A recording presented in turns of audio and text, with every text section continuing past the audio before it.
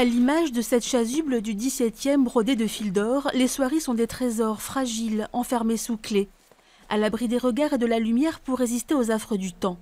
Des trésors que Josiane Pagnon, l'une des rares spécialistes françaises des ornements liturgiques, est allée inventorier dans toutes les sacristies du Gard. Des trésors désormais répertoriés dans son dernier ouvrage. Il était vraiment très tentant d'étudier à la fois Nîmes, puisque Nîmes, avant la Révolution, était la deuxième ville soyeuse de France, d'étudier Beaucaire, parce que Beaucaire, toujours à la même époque, au XVIIIe, était la première foire de France.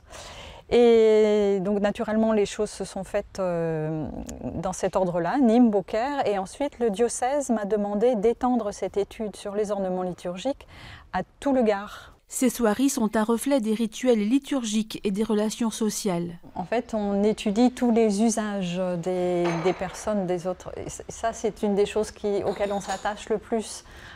C'est comment on vivait dans une église à telle époque, comment on honorait les morts, notamment avec les draps d'honneur, qui sont une spécificité de notre région, du Languedoc. Les soieries ont leur code couleur, l'or pour la fête, le rouge pour les martyrs, le violet pour les funérailles et le carême. Aujourd'hui, les chasubles sont restés, les codes couleurs aussi, mais le synthétique a remplacé la soie.